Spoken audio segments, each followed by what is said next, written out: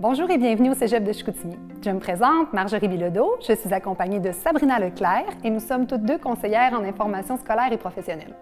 Le Cégep de Chicoutimi est fier d'avoir produit des vidéos d'information scolaire qui vous permettront d'en découvrir davantage sur l'ensemble de nos 22 programmes de formation préuniversitaire et technique. Ces vidéos se veulent un outil supplémentaire pour vous aider dans votre réflexion. D'ailleurs, dans celle-ci se retrouve de l'information sur le programme d'études, mais aussi sur le marché du travail. Et bien sûr, sur les avantages du Cégep de Chicoutimi. Bon visionnement! France, est-ce que tu peux me parler du programme préuniversitaire de sciences humaines?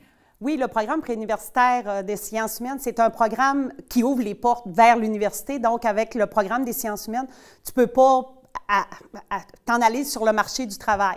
Donc, le programme de sciences humaines, qu'est-ce qui est le fun aussi dans ce programme-là? C'est un programme où on va toucher à des disciplines que les étudiants n'ont pas vues nécessairement au secondaire. Si on parle de sociaux, si on parle de psycho, si on parle de politique. Donc, c'est vraiment trois disciplines qu'on n'a pas vues au secondaire. Économie, dans le monde contemporain qu'ils voient au secondaire, bien, des fois, ils vont faire ils vont toucher un petit peu à l'économie. Il y a géographie qu'ils ont déjà vu au secondaire et ils ont leur cours d'histoire. Mais c'est un cours d'histoire où on va le pousser davantage ici. Et après ça, bon, tous les autres cours, là, tout ce qu'on veut faire avec ces cours-là, c'est comme leur donner un petit avant-goût de chacune des disciplines pour après ça les diriger vers l'université pour qu'ils disent « Ah, bien ça m'accroche, ça, j'aimerais ça aller à l'université dans tel programme. » Donc, les étudiants inscrits en sciences humaines vont assurément toucher à toutes ces disciplines que tu as énumérées? Et oui, ils vont avoir tous les cours, ils vont toucher à tous les cours d'initiation. Donc, c'est vraiment tous les cours que je vous ai nommés tout à l'heure dans toutes les disciplines. Ensuite, en deuxième année, qu'est-ce qu'ils vont faire? Ils vont avoir des choix. Donc, ils choisissent, par exemple, 3 cours parmi les 4. Puis là, bien, en plus, ce qu'on a aussi, c'est que comme on les prépare vers l'université, bien, on a des préalables universitaires. Donc, si on s'en va vers la psychologie, bien, on n'a pas le choix. Il y a des cours de maths qu'il faut qu'ils fassent. Il y a des cours aussi de biologie. Donc, il a fallu les inclure au programme. Si on s'en va vers l'économie, la gestion, bien, il a fallu faire les 3 cours de mathématiques qui sont propres aux sciences humaines. Si on veut s'en aller vers l'actuariat, etc. Donc, oui, on a des préalables universitaires que plusieurs universités demandent, mais normalement, l'étudiant, quand il termine en sciences humaines, il a touché aux 6 disciplines, plus les 3 disciplines multi que je vous ai données tout à l'heure.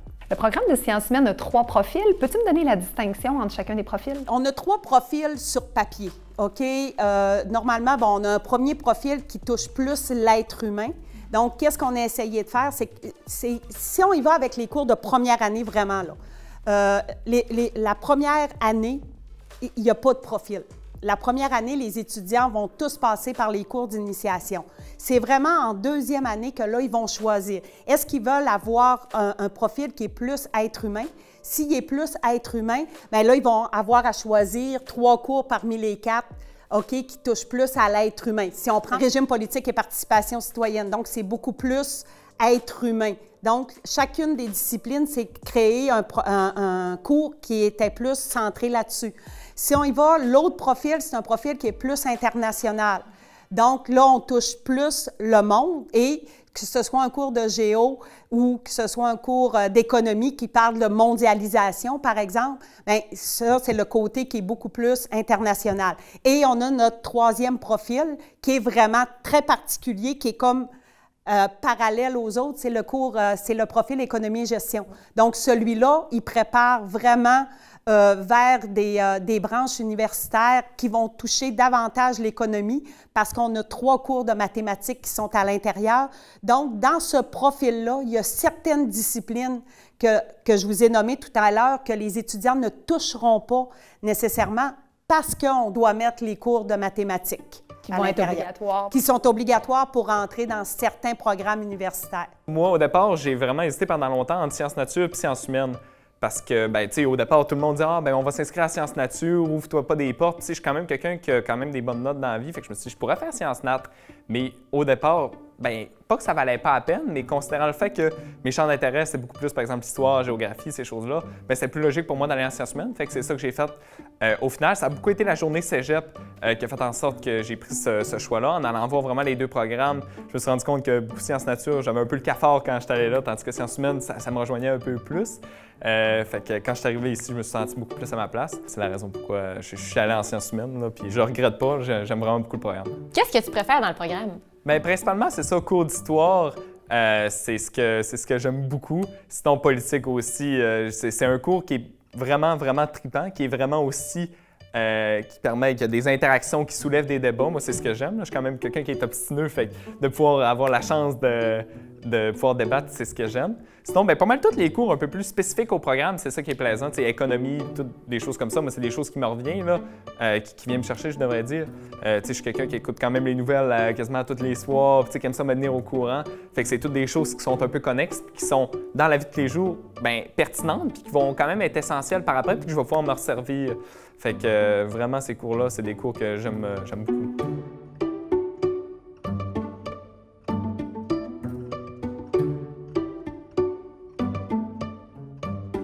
Moi, ce que je préfère, c'est vraiment la matière qu'on voit puis comment on la voit. Les étudiants, on le voit qui sont bien dans leur programme. C'est vraiment des personnes qui sont vraiment extraverties. C'est des personnes de gens, si je peux dire. Aussi, la matière, c'est vraiment une matière que ça va t'amener dans la société. Ça t'aide à être un bon citoyen. T'en apprends beaucoup sur la vie humaine en tant que telle dans une société. Puis je trouve que moi, ça me passionne. C'est vraiment quelque chose que j'adore. Puis je trouve que ça prépare bien pour la vie après le cégep. Je suis venue au cégep à partir du secondaire, bien évidemment. J'étais allée au séminaire de Chicoutimi. Ma première année de cégep, ça s'est bien passé. J'ai commencé ma première session en sciences humaines et en sciences naturelles dans un double deck. Dès ma première session, je me suis rendu compte qu'il y avait un des deux programmes que j'aimais le plus, puis c'était les sciences humaines. Puis je me suis dit, pourquoi pas juste aller en sciences humaines. Peux-tu me donner un exemple de projet qui se passe dans les cours? Si on prend par exemple le cours de méthodologie de la recherche, bien, on met vraiment l'étudiant en action. Donc, c'est-à-dire du début du cours, aller jusqu'à la fin du cours, il va avoir à monter une recherche avec toutes les étapes de la recherche, puis on va même l'envoyer sur le terrain, soit faire des entrevues ou soit faire des questionnaires, etc. Si on prend par exemple, moi, à la base, je suis enseignante en sciences politiques. Donc, dans mon cours de première année, je fais une simulation de l'Assemblée nationale. Dans mes cours de deuxième année, je les envoie sur le terrain pour la participation citoyenne ou encore, je fais une simulation des Nations unies. Dans un cours de géographie, par exemple, on va monter des cartes, mais des cartes avec des thèmes particuliers qui vont tenir sur, tu sais, c'est quand même là presque des affiches. Dans les cours d'histoire aussi, on va travailler sur des personnages historiques, on va travailler sur des thèmes historiques. Je sais que dans les cours de sociaux, on a un qui va parler des médias, donc on va travailler la perception en sociologie des médias, etc. là. Donc oui, dans chacun des cours, les enseignants ont essayé de rendre ces cours-là attrayants, puis de leur montrer sur le marché du travail, bien pas sur le marché du travail parce que c'est pas le marché du travail, mais vers l'université, à quoi va ressembler s'ils s'en vont vers une discipline en particulier. Je le sais qu'en psychologie aussi, ils vont les mettre en action en faisant des simulations psychologiques, en travaillant beaucoup avec ce qui se passe au niveau de la perception du cerveau, etc. là. Moi, personnellement, je suis vraiment une fille d'histoire. J'ai tout le temps été passionnée par l'histoire. Et notre professeur d'histoire ici, Monterio, nous a fait faire beaucoup de projets de recherche, vraiment aller fouiller sur des événements, des personnages. Puis un de mes projets que j'ai le plus aimé, qui était dans mon cours d'histoire du Québec, où j'ai eu à faire une recherche vraiment complète sur les événements de l'Expo 67. Puis je pense que c'est un de mes projets préférés parce que j'ai vraiment eu la chance d'aller directement sur le site de l'ancienne expo pour prendre des photos, vraiment regarder qu'est-ce que c'était. Puis je pense que c'est un de mes projets préférés que j'ai aimé faire.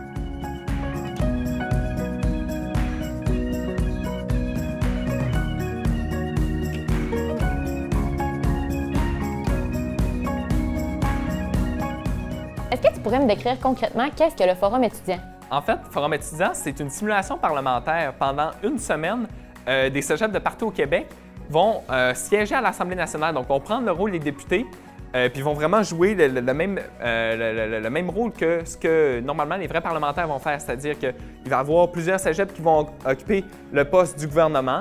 D'autres cégeps vont prendre l'opposition officielle, donc comme par exemple, si on faisait une comparaison, le Parti libéral du Québec, et un autre groupe qui va occuper un autre parti. Puis chacun des partis va avoir une idéologie qui va être différente. Donc, nous, comme l'année dernière, on était une idéologie libérale, le gouvernement était plus social-démocrate, une idéologie verte pour l'autre parti. Donc, c'est vraiment spécial. Donc, c'est pas nécessairement pareil à ce que c'est au vrai parti en tant que tel, mais en tant que tel, on effectue le même travail. Donc, on va questionner le gouvernement par rapport à son budget. On va questionner le gouvernement, par exemple, à ses mesures en environnement. Après ça, bien, ça va être plein de choses comme ça. On va aller en commission parlementaire pour, après ça, rédiger des projets de loi. Après ça, essayer de modifier les projets de loi selon vraiment la game politique, si je peux me permettre. Là. Donc, c'est vraiment spécial. Tu sais, comme moi, l'année passée, j'occupais le poste de porte-parole en environnement pour ce qui est de l'opposition officielle. Puis il y a vraiment tous les rôles pareils comme en temps normal. Là. Donc, on a le président de l'Assemblée, le premier ministre. Ensuite, on a le leader parlementaire. Donc, c'est vraiment spécial. Et c'est fou à quel point il y a plein de choses qu'on ne pense pas, par exemple, par rapport à l'Assemblée nationale ou à la politique qui se font en tant que tel. Tu sais, on pense beaucoup que le chef a des grandes responsabilités. Bien, oui, c'est vrai, mais on se rend compte qu'il y a beaucoup d'autres rôles, comme par exemple le whip, qui est vraiment assidu, c'est lui qui s'occupe de, bon, est-ce que les questions ont été écrites? Bon, c'est lui qui va vraiment leader tout ça. Donc, c'est vraiment spécial. Enfin, ah, OK, bien, j'avais pas cette vision-là avant. Puis, tu vas voir vraiment les rôles différents. Donc, on va vraiment être une semaine. C'est très intense, par exemple. On finit nos journées quand même à 7 heures, mais c'est vraiment du monde super cool qui sont là, du monde passionné. On rencontre, comme je l'ai dit, des gens très plaisants. Est-ce que tu pourrais me parler de ton implication au Cégep de Chicoutimi? Oui. En fait, moi, j'ai commencé, cette année, j'ai pris le mandat, je suis rendu président de l'AGEC, qui est l'Association générale des étudiantes et étudiants du Cégep de Chicoutimi. Moi, mon parcours, en fait, je suis arrivé l'année passée au Cégep avec aucune vraiment intention de m'impliquer. Puis ça a donné que j'ai rencontré des gens qui étaient impliqués dans l'AGEC, puis on m'a dit « Ah, ben t'aimerais-tu ça être représentant sur le CA, le conseil d'administration de l'AGEC? » Tu sais, sachant pas vraiment dans quoi je m'embarquais. Ben oui. Tu sais, on m'a dit « Ah, c'est une réunion par mois, tu sais, c'est super plaisant, c'est gratifiant, t'es au courant des dossiers et tout. » OK. Fait que moi, je me suis inscrit là-dedans, pas inscrit, mais tu sais, j'ai été élu représentant de sciences humaines par après. Puis, tu sais, j'ai siégé pendant toute la session d'hiver sur le CA du conseil d'administration jusqu'à la session d'automne que j'ai été sur le CA. Puis, session d'hiver, c'est là qu'il y a un poste qui s'est libéré sur le conseil exécutif. Donc, c'est eux vraiment qu'après ça, c'est eux qui vont faire la mobilisation. Donc, après ça, les décisions vont plus se prendre en conseil exécutif. Puis après ça, on va passer en CA. Donc, l'exécutif, c'est eux qui travaillent quand même beaucoup pour améliorer, par exemple, la vie étudiante. Fait que quand je me suis fait proposer, pas proposer, mais on m'a suggéré de dire « Tu pourrais te présenter comme poste dans coordonnateur aux affaires environnementales. » Moi, je suis quand même quelqu'un qui a l'environnement à cœur, j'ai toujours voulu quand même travailler pas pour travailler pour l'environnement, mais toujours travailler à rendre ça plus vert, faire en sorte, j'avais quand même des bons projets à faire. Fait que j'ai été élu finalement, fait que j'ai pu goûter quand même à l'AGEC. Pour le temps de la session d'hiver qu'on a eue. Donc, j'ai pu voir quand même les instances, comment ça se déroulait, les termes qu'on utilise. C'est quand même beaucoup. Ça paraît pas de même en surface, mais c'est quand même, ça m'occupe quand même pas mal. Là. Je dirais quasiment que Devoir versus AGEC, ça me prend pas mal le même nombre d'heures. On parle de plusieurs heures quand même par semaine là, de réunions et ces choses-là, mais c'est tellement gratifiant. Puis pour ça, en fait, ils ne savent pas vraiment qu'est-ce qu'on fait, l'AGEC. C'est nous autres qui va défendre, en fait, les droits des étudiants auprès de la direction. Tout ce qui est, par exemple, les causes étudiantes. Bon, un étudiant, par exemple, qui est arrivé en retard, il y a une absence, c'est nous qui va s'occuper après ça de ça pour régler ça. Sinon, tout ce qui est, par exemple, des causes environnementales, on milite pour ça. C'est nous qui va vraiment s'occuper de représenter nos étudiants en dehors du cégep, mais aussi à l'interne auprès de l'administration. Donc, on a une superbe équipe. Puis pour ceux encore une fois, qui aiment un peu la politique, qui aiment s'impliquer, c'est vraiment un super milieu, encore une fois. J'adore ça. Puis on rencontre, encore une fois, ça permet de voir un peu aussi des côtés différents, pas de la médaille, mais de voir aussi, par exemple, le côté administratif du cégep. Puis ça permet de rendre la vie de l'étudiant, moi, de mon côté, je suis au cégep, oui, je fais mes études, mais je vis une expérience en même temps qui est hyper tripante. Fait que c'est quelque chose que j'adore. Parle-moi des profils des étudiants qui vont choisir de s'inscrire en sciences humaines. Le programme de sciences humaines a l'avantage d'aider un étudiant qui n'a pas encore son idée de fin. Le fait qu'on touche à 6 disciplines. Tu sais, un étudiant qui va rentrer, par exemple, en sciences de la nature, il a quand même une idée de fait. Lui, il se dirige vers la santé ou il se dirige vers le génie, etc. Quelqu'un qui s'en vient en sciences humaines, souvent, c'est pas si clair que ça dans sa tête. Puis le fait qu'on touche à 6 disciplines qui sont quand même différentes une par rapport à l'autre, va faire en sorte que l'étudiant va être capable de se retrouver là-dedans. Puis il va être capable de faire son chemin puis de dire, bien, OK, je peux même faire une combinaison. Tu sais, je peux aller en psychosociaux, je peux aller en économie politique, je peux faire de la géopolitique et je peux même faire des relations internationales. Donc, à travers, justement, ces 6 disciplines-là, bien, l'étudiant va être capable d'aller chercher son compte, va être capable d'aller chercher ce que lui, ses aspirations. Donc, oui, c'est vrai qu'on a des étudiants, des fois, qui s'en viennent en sciences humaines, puis on ne se le cachera pas, là, même si je voulais vous le cacher. On a des étudiants qui, ils ne savent pas. Ils ne savent pas où aller. Mais le fait de suivre différentes disciplines, bien, ça va les accrocher. Des fois, ça les accroche pour dire « Ah, je ne suis pas à ma place ». Mais d'autres fois, ça les accroche pour dire « Ah, c'est vraiment ça que je voudrais faire ». Puis, on a d'autres qui s'en viennent, puis pour eux autres, le chemin est déjà tracé, mais qui arrivent en deuxième année puis qui font « Ah, je ne pensais pas que c'était ça, je pense que je vais faire autre chose ». Donc, moi, c'est pour ça que j'aime ça, le programme des sciences humaines, c'est parce qu'il permet, on va utiliser une image, c'est un magasin général. C'est là où je me promène dans les allées, puis je vais chercher qu'est-ce qui pourrait être utile. Ça doit être beau d'accompagner les étudiants dans ce magasin général. Oui, c'est le fun de les accompagner parce qu'ils te posent des questions, puis là, tu te dis, OK, as-tu pensé à telle chose? Parce que ce qu'on veut, entre autres, les enseignants qui enseignent dans le programme, c'est de les amener à avoir un esprit critique, c'est les amener à mettre des lunettes différentes. On parle de changement climatique, par exemple. Bon, mais c'est quoi tes lunettes de politologue? C'est quoi tes lunettes de sociologue? C'est quoi tes lunettes d'économiste? Donc, dépendamment de tes lunettes avec un thème, bien, tu vas l'analyser différemment.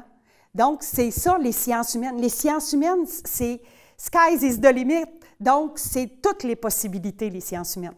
Pour toi, c'est quoi la suite après ton programme? Bien, en fait, quand je suis rentré dans sciences humaines, bien, j'avais quand même 2 possibilités. J'avais 2 choix en tête de ce qui m'intéressait, mais je n'avais pas encore de choix fixe. J'hésitais entre soit aller en droit ou aller en enseignement. C'était les deux choses que j'avais en tête. Par exemple, en rentrant en sciences humaines, j'ai vraiment mon choix, c'est beaucoup plus fixé par après. Je me suis rendu compte, ça a donné que j'ai fait de la correction, par exemple, pour ma tante, j'ai découvert que j'aimais quand même ça.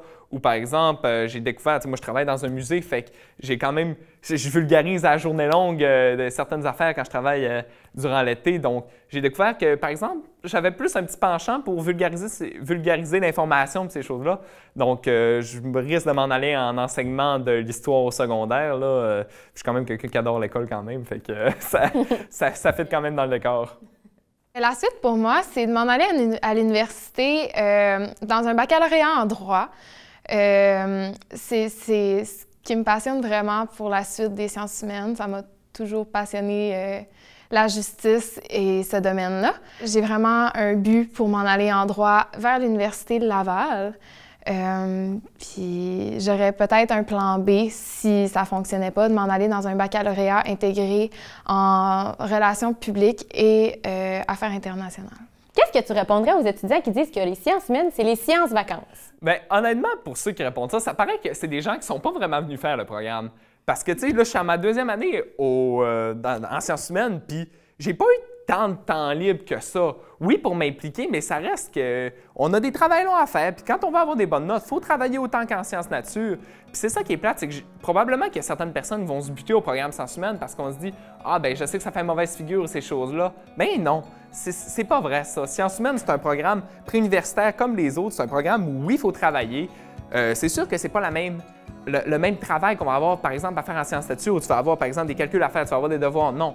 Il faut avoir en tête que quand tu viens en sciences humaines, c'est que tu te prépares à faire des travaux longs. Tu te prépares à pousser ton raisonnement, des fois, un peu plus loin. C'est des choses comme ça, mais c'est pas des vacances. C'est sûr que si tu veux rien faire, puis tu as le goût de ne pas travailler, bien, tu peux le faire. Tu vas avoir des mauvaises notes, tu vas avoir une mauvaise cotère, mais ça va être la même chose en sciences nat, puis en Orlet ou en d'autres programmes, en technique, tu sais, c'est ça partout. Mais si tu veux travailler pour avoir des bonnes notes, tu veux t'ouvrir des portes sciences humaines, c'est le programme qui est idéal, c'est un programme où tu peux t'épanouir, où tu peux avoir des dialogues avec tes professeurs, tu peux justement pousser des réflexions des fois encore plus loin en dehors du cours, puis avoir des débats. Moi, c'est ce que j'aime, tu sais. Mine de rien, oui, on a des enseignants qui sont là pour nous enseigner, mais ils sont là aussi pour nous encadrer puis nous aider dans d'autres. Tu sais, j'aurais des questions, par exemple, en politique, je sais que mon professeur, elle serait là pour m'aider puis à nous encadrer là-dedans. Donc, c'est vraiment un super programme, puis c'est pas vrai du tout que ces sciences vacances, là, honnêtement, j'ai pas chômé vraiment. C'est des travaux qu'on a de plusieurs heures à faire, puis si on veut que ça soit bien fait, bien, faut que tu mettes de l'énergie puis que tu travailles. J'espère que vous avez apprécié cette vidéo et qu'elle vous aura permis de répondre à certaines de vos questions. Je vous rappelle que chaque programme du Cégep a sa propre vidéo, alors si vous hésitez parmi un ou plusieurs programmes du Cégep, je vous invite à aller les visionner.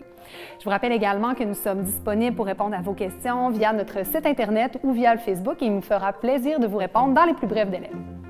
Si vous désirez avoir plus d'informations, il est toujours possible de faire étudiant d'un jour dans l'un de nos programmes ou encore de visiter les départements du Cégep de manière virtuelle grâce à notre réalité augmentée. En terminant, je vous invite à nous suivre sur nos différentes plateformes et au plaisir de vous rencontrer!